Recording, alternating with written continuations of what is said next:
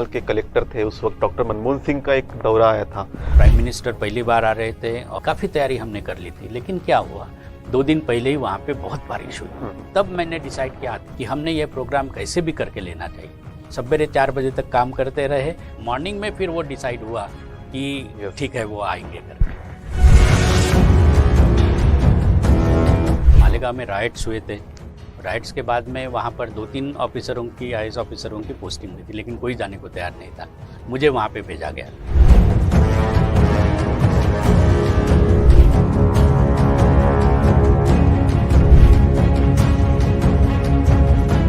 Education के segment में आपने जो काम किया है उसके बारे में जरा विस्तार से बताइए। मुझे लगता है कि एजुकेशन में हम थोड़ा सा अगर ज़्यादा ध्यान दें, थोड़ा ट्विकिंग की ज़रूरत है, थोड़ा इंसेंटिवाइज करने की ज़रूरत है, will definitely get good results.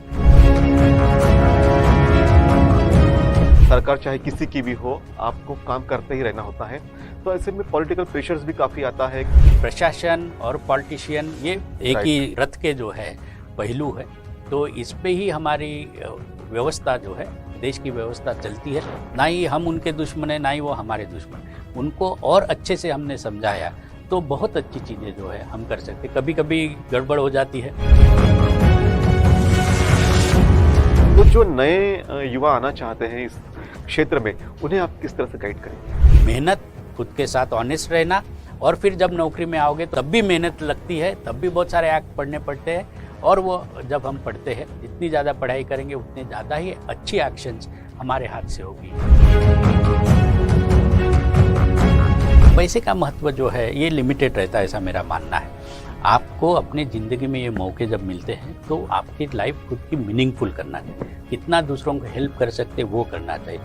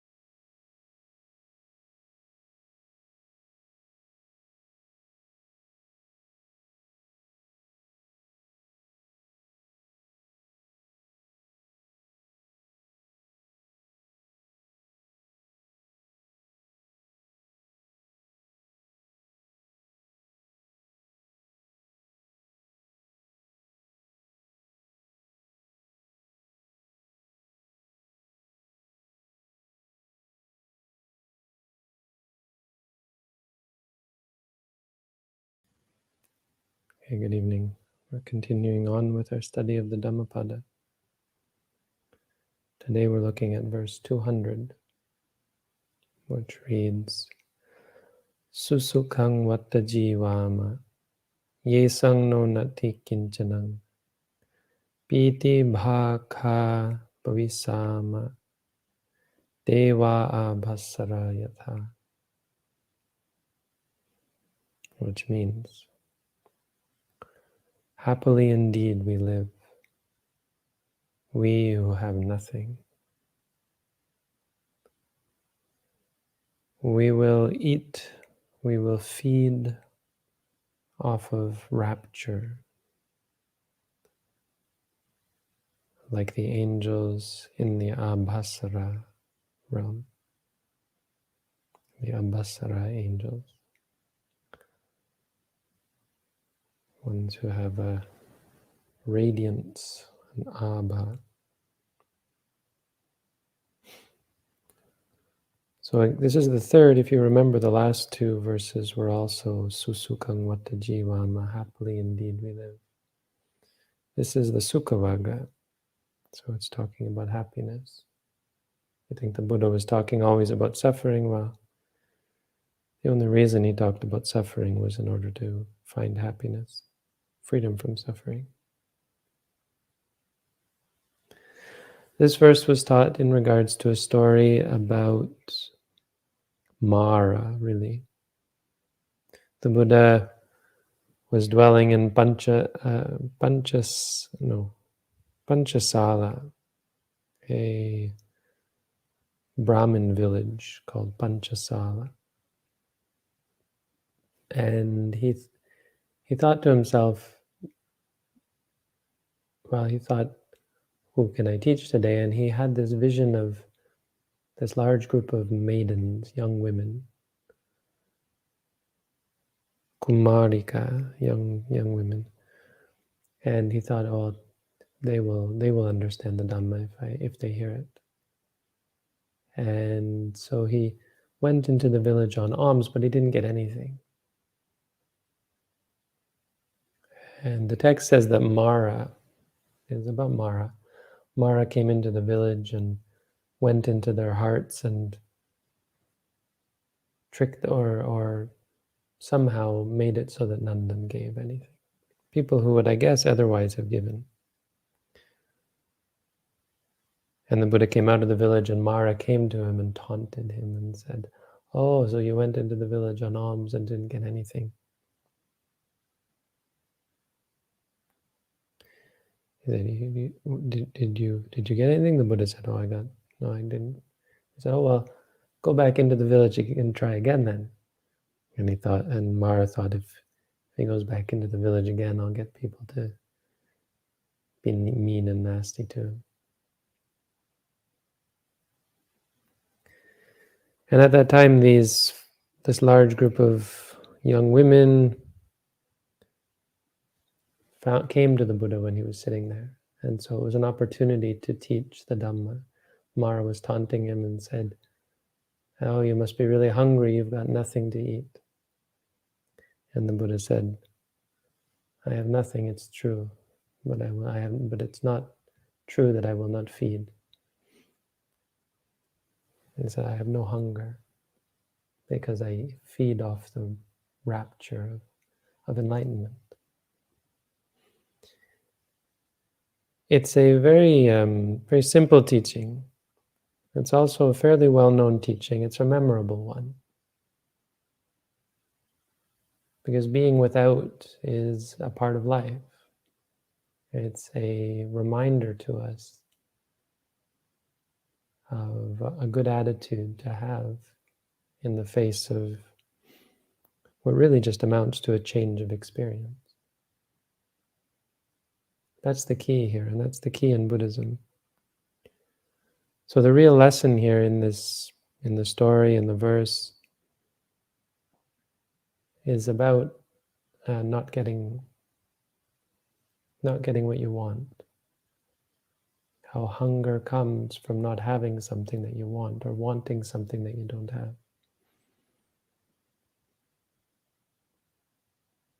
For some people, happiness depends upon a great deal of things, not just on food. For some people, for addicts, without drugs, there's no happiness. For ordinary people, without the objects of the sense that delight us, there's no happiness. But even for people who are otherwise not addicted to sensual pleasure, without things like food or what we would call the necessities of life, there can be no happiness.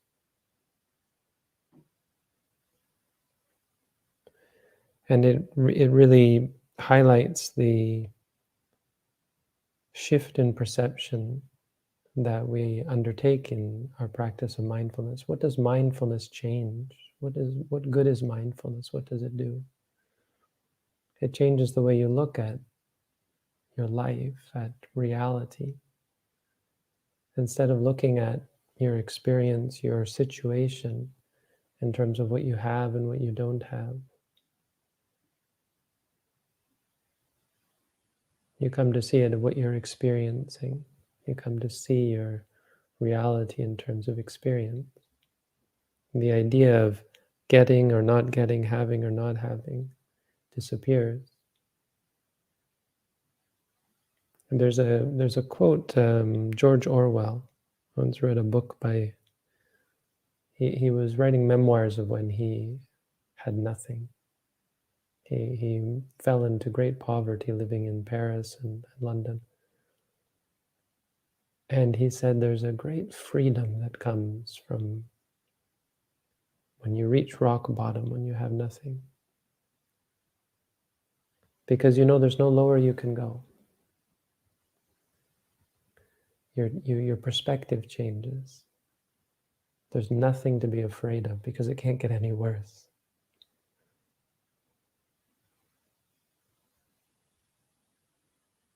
This is a reason why I think a good reason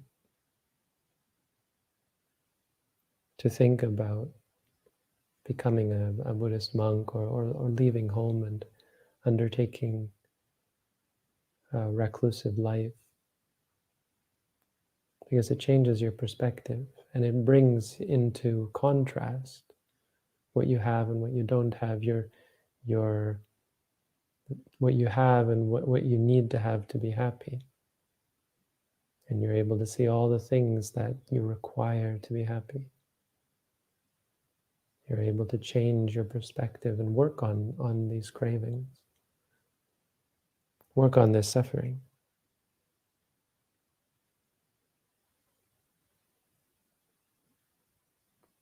So people will say things like, you need friends to be happy. You need possessions to be happy. You need something to entertain you in order to be happy. At the very least, you need food to be happy.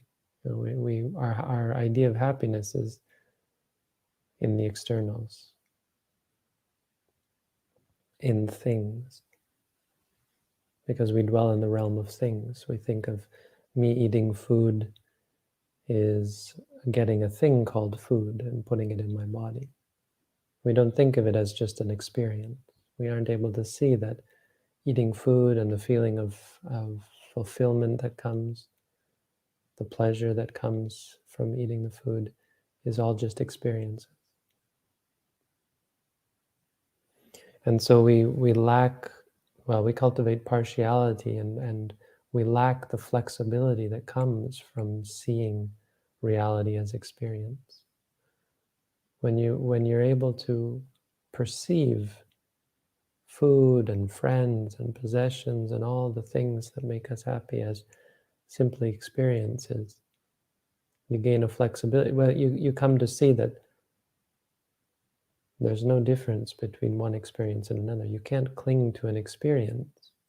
An experience can't be something that you wish for or want for. Once you see the momentary experiences, I'm not talking about an experience in a conceptual sense, but in a momentary sense, you can't cling to it because it arises and ceases, and it has no quality that is good or bad or even desirable or undesirable.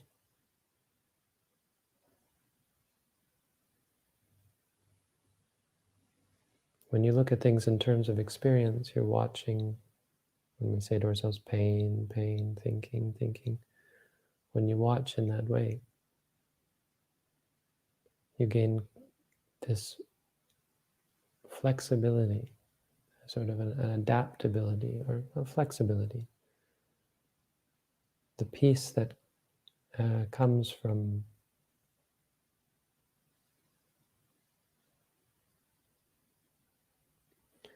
being content with whatever comes.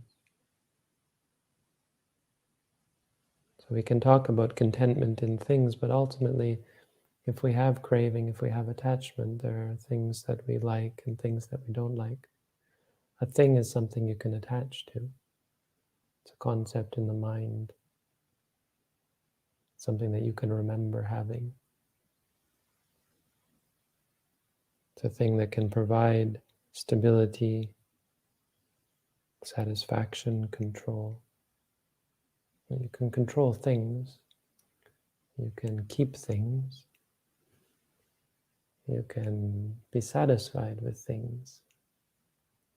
Comfortable furniture or pleasant food, electronic devices, people, places. All of these things can provide stability and satisfaction and control.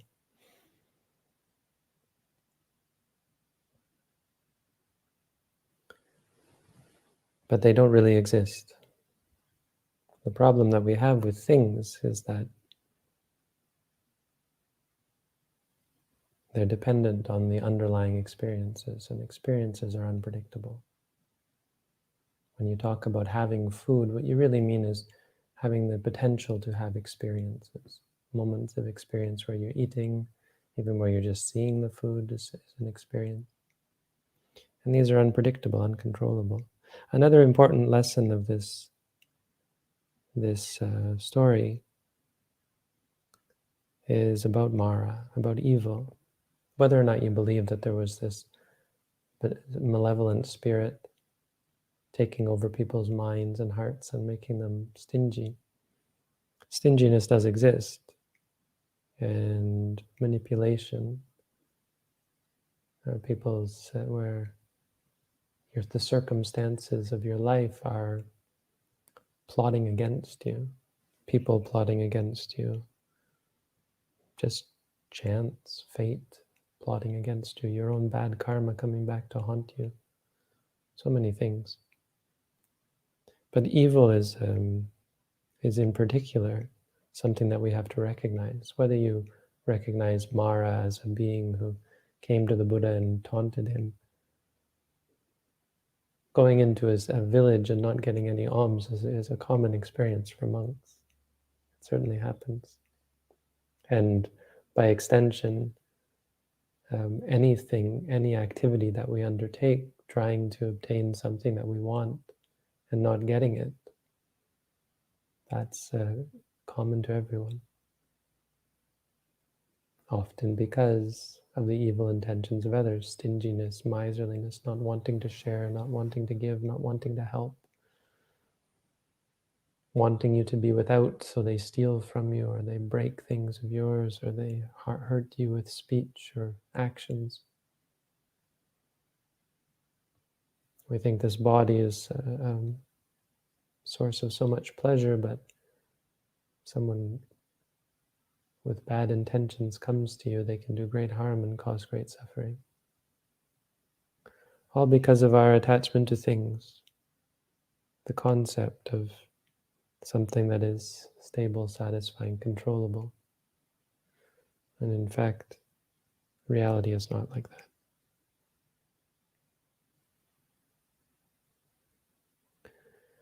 So this really speaks to the power of mindfulness, the power of wisdom, the power of seeing things just as they are, being able to see things just as they are, rather than react to them or conceive in them like this is food that I'm eating, this is my body that is healthy, that is full and nourished with food.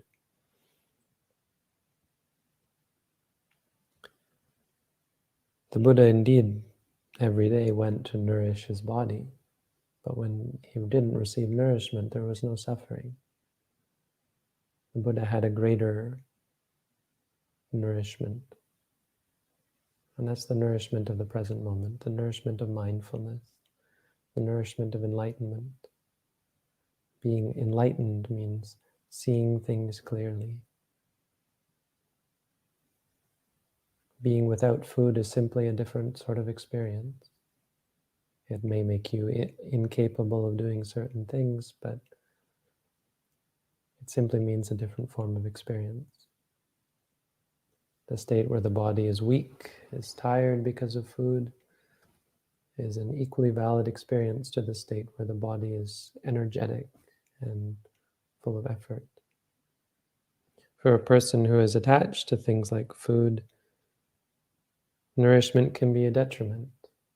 When you are too well fed, you can become intoxicated by the strength of the body, the chemicals in the body start to work and you feel aroused. Having too much food can be a problem for people who are attached because it leads to addiction, it can lead to belligerence. When people are well fed, much more capable of fighting with each other.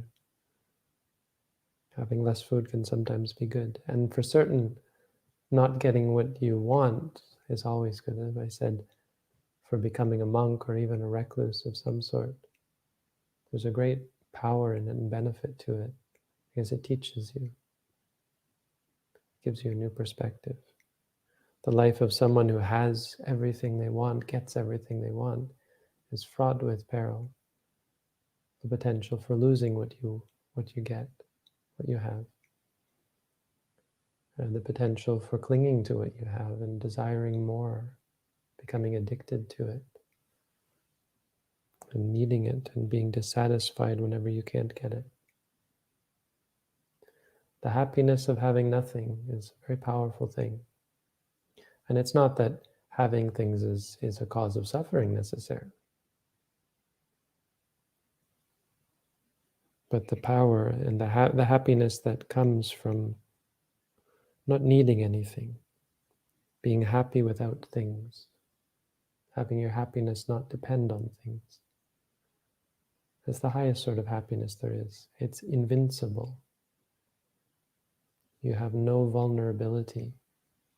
A person whose happiness depends on things, my happiness depending on me going for food, getting food, is very dangerous for me, setting myself up for suffering. Now, if I could control everything and everything went as planned, that would be great, but this verse highlights a very important part of reality, that is the potential for us not to get what we want, the potential for evil. We don't know what's going to happen, we don't know what our future is, but more specifically, we don't know when evil might hit. Could be in the form of another person, they might harm us, steal from us, might manipulate or lie to us, cheat us. Might come in the form of the body, sickness. It might come in the form of accidents, weather, natural disasters. Certainly come in the form of our own defilements, when we get angry and do things that harm ourselves, when we get greedy and become addicted and attached to things and create ambitions and actions that cause us suffering. Happy without anything. I mean, it's a real powerful statement. We can use it to apply to not getting anything in our lives, but we can always think of the Buddha when we don't get what we want, and remember that even when the Buddha had no food, which is something that for many of us is a very difficult thing psychologically, I mean, emotionally, to be without, just the fear of not having enough food to eat, the stress of going hungry, worry about not being able to nourish your body.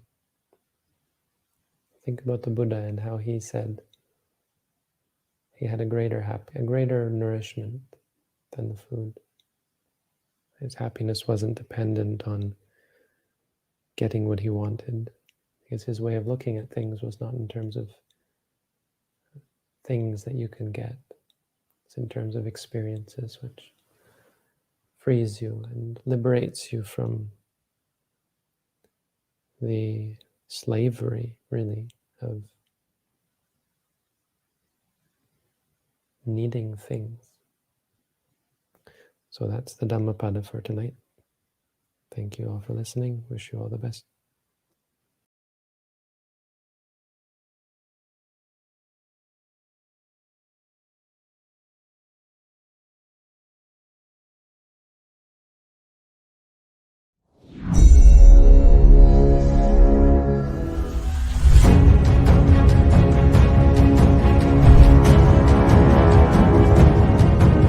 Panchmahal के collector थे उस वक्त, doctor Manmohan Singh का एक दौरा आया था। Prime minister पहली बार आ रहे थे और काफ़ी तैयारी हमने कर ली थी, लेकिन क्या हुआ 2 दिन पहले ही वहाँ पे बहुत बारिश हुई।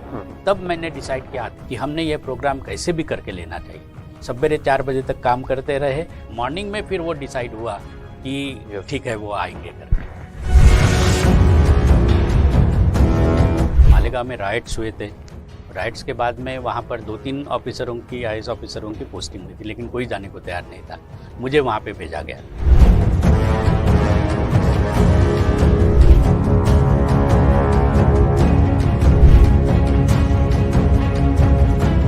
एजुकेशन के सेगमेंट में आपने जो काम किया है उसके बारे में जरा विस्तार से बताइए। मुझे लगता है कि एजुकेशन में हम थोड़ा सा अगर ज़्यादा ध्यान दें, थोड़ा ट्विकिंग की ज़रूरत है, थोड़ा इंसेंटिवाइज करने की ज़रूरत है, will definitely get good results.